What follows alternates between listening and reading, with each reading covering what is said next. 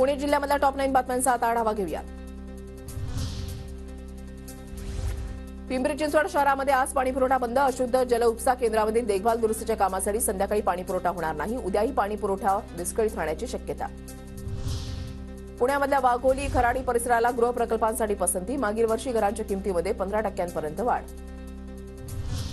पुण्यात कात्रजच्या डेअरीकडून आयव्हीएफ तंत्रज्ञानाचा यशस्वी प्रयोग। राष्ट्रीय डेअरी विकास बोर्डाच्या सहकार्यामधून राज्यभरातील पहिला यशस्वी प्रयोग।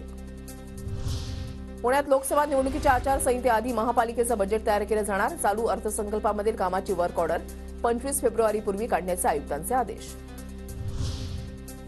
पीएमआरडीएच्या विकास आराखड्याच्या मान्यतेची वाढीव मुदत 27 जानेवारीला संपणार। त्यापूर्वी मुख्यमंत्र्यांच्या अध्यक्षतेखाली 24 जानेवारीला बैठक। पुणे शहर पोलीस दलामधील 6 सहाय्यक पोलीस आयुक्तांच्या बदल्या। लोकसभा निवडणुकीच्या पार्श्वभूमीवर शहर पोलीस दलामध्ये बदल। पुणे शहरामध्ये सध्या अनेक रक्तपेढ्यांमध्ये रक्तसाठा कमी। रक्तदान शिबिरांचं प्रमाण घटल्यामुळे रक्ताचा तुटवडा।